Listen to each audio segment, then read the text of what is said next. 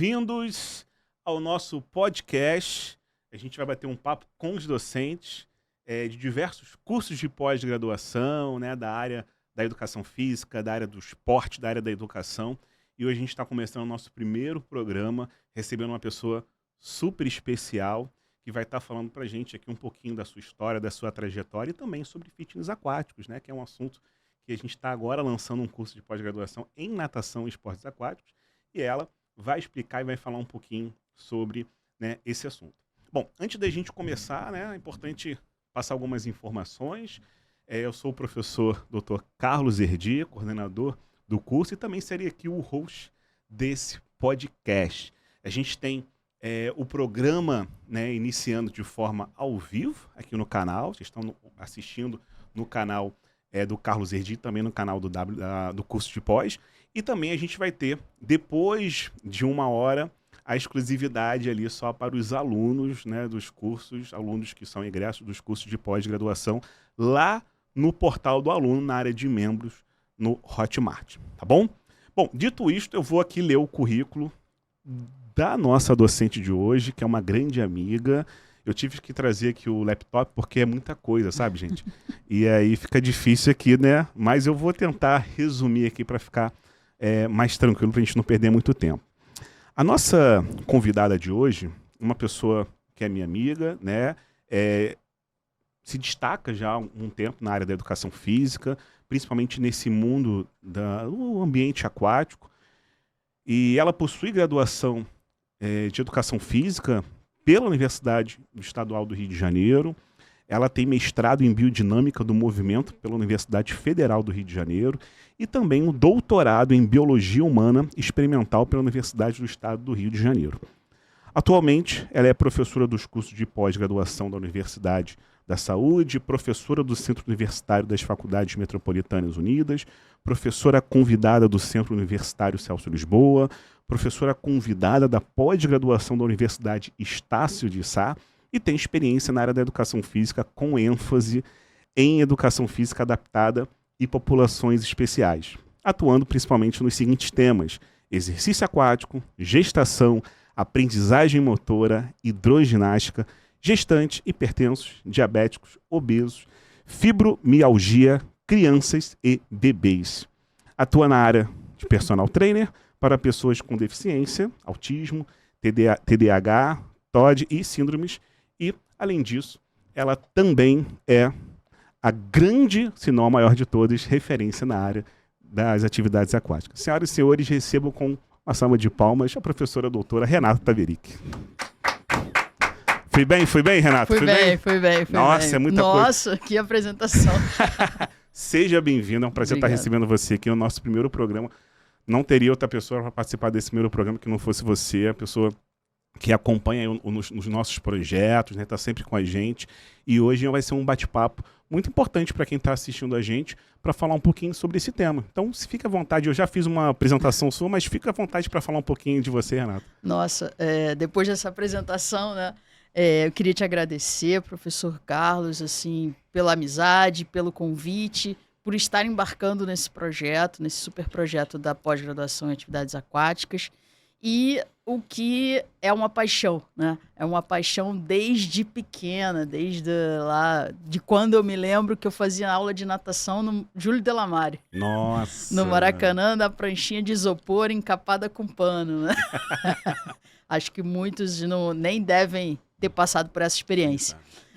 Não é a tampa do isopor da praia, é uma pranchinha de isopor mesmo que a gente usava. E ali eu sempre olhava para aquela piscina, olhava para os professores e falava assim, nossa, um dia eu quero trabalhar nisso. Quero trabalhar, que é melhor trabalho do que você estar fazendo o que gosta, pegando sol na beira da piscina, no ambiente carioca que a gente vive aqui no Rio de Janeiro, né? Você trabalhar de maiô, de sunga, de chinelo o dia inteiro, né? E não ficar sentado o dia todo e cada hora você encontra uma pessoa diferente e trabalhar com pessoas, né? Acho que o grande desafio do profissional de atividades aquáticas, além de ser apaixonado pela água, é trabalhar com pessoas, né? Com pessoas diferentes e pessoas que muitas vezes podem ter medo daquele ambiente e você vai desmistificar aquele ambiente para ela. Então, eu acho que o desafio do trabalho do professor no ambiente aquático é esse: fazer com que o aluno, o teu cliente ou o aluno, goste da água, né? Goste e sinta prazer dentro da água. E você teve professores que influenciaram nesse amor pela... Então, teve os professores que influenciaram para o amor e outros para o ódio. Por que eu falo isso? Porque a gente tem algumas experiências que são enriquecedoras e outras que são para a gente parar para pensar e falar, não vou ser igual aquele cara, né? Eu tive um professor, que é um professor super famoso aqui no Rio de Janeiro, de natação, que ele me pegou, assim, eu devia ter uns 4, 5 anos, aquilo ficou na minha cabeça, aquela memória, mas não foi como um trauma, foi como uma questão de não vou fazer isso com ninguém. Entendi. Ele me pegou e jogou na piscina. Isso. Você tinha 4 anos? 4, 5 anos. E eu levei um caldo, né, como a gente falava na época, fui lá no fundo da piscina e voltei, mas assim, voltei não com medo, não chorando, mas assustada com o que aconteceu. E até hoje isso não foi uma experiência traumática para mim, no meu sentido, na minha visão, né? Só foi no sentido de não vou repetir isso com ninguém, não vou fazer isso com ninguém. Mas para outras pessoas pode ser traumática. Pode o cara, a partir do momento que você faz aquilo, a pessoa nunca mais voltar, nunca mais querer voltar na tua aula, né? Então, assim, eu tive as duas vivências. Aquele cara que era o meu ídolo, aquele professor, a professora que foram os meus ídolos, e aquele que eu não quero ver nunca mais. Mas isso é importante, né? É o que eu falo. Nunca só o certo é importante. O erro e o acerto são importantes para você construir o teu conhecimento e a tua experiência. Esse professor, esse assunto que você falou é interessante, porque assim, eu joguei basquete, né? E os meus treinadores, principalmente o treinador que eu tive mais vivência, ele não era formado em educação física. Ele era técnico em basquetebol. Então a intensidade no processo ali de base era uma coisa absurda. E muitos dos meus colegas tiveram certas lesões, principalmente de joelho, que interromperam as suas carreiras, porque a preocupação era resultado imediato. Nesse caso, na natação também tinha isso, quando você era ali criança, adolescente, vivenciando, você percebia essa... Hoje você consegue ter essa análise dessa diferença? Então, eu vejo essa diferença hoje muito clara, porque antigamente o professor que ministrava as aulas de natação não era nem estagiário de educação física, né? Ele era um cara que gostava de nadar, que já sabia nadar e que ele tinha a oportunidade de ter o primeiro emprego dele com natação, né? Muitos professores mais velhos e mais experientes do que eu começaram dessa forma, né? Eles gostavam de nadar e tal e foram para ali, para a beira da piscina.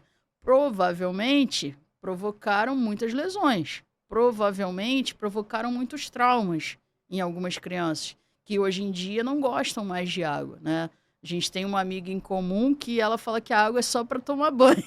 A água não é para nadar. Então, assim, é uma relação que o cara que é um prático é diferente de um cara profissional. Eu, hoje em dia, tenho essa visão não só para as atividades aquáticas, mas para todos, assim como você teve para o basquete, né? Eu vejo, por exemplo, na praia, nas aulas de surf, eu faço surf. Quando eu vou para aula, os caras que me dão aula são caras práticos. Eles não são formados em educação física, eles não são formados em... Não tem um terceiro grau, né? E há uma diferença absurda. Por que há uma diferença absurda? Porque nós, como educadores físicos, temos a forma de passar e transmitir aquela habilidade motora para o indivíduo aprender, né? Que está dentro da disciplina de aprendizagem motora. Então, eu posso passar por uma transferência direta, uma transferência indireta, como eu vou passar, quantos erros eu vou corrigir que vão ser bem-sucedidos. Então, isso tudo faz parte da educação física, não faz parte do cara prático. Então, às vezes, eu tô lá fazendo atividade, aí tô lá no surf, ele fala assim, coloca o joelho mais para baixo, coloca o joelho mais para frente, sobe mais rápido na prancha. Não, ele tinha que falar uma outra característica para eu associar o que eu tô errando. Eu não tenho um espelho ali na praia para ver o que eu tô errando. Eu vou sentir, eu vou perceber. Como eu tenho uma consciência corporal melhor do que um leigo, eu consigo perceber mais rápido. Mas ele pode falar alguma coisa para alguém inexperiente, que não tem essa consciência, e o cara não entender. Porque ele também transmitiu de uma forma errada. E acho que essa é a grande diferença, né, hoje em dia, do educador físico para o cara que é prático. E aí você resolveu entrar na faculdade de educação física? Aí eu fui para a educação física. Eu falei assim, bom, quero ser professora de água, né?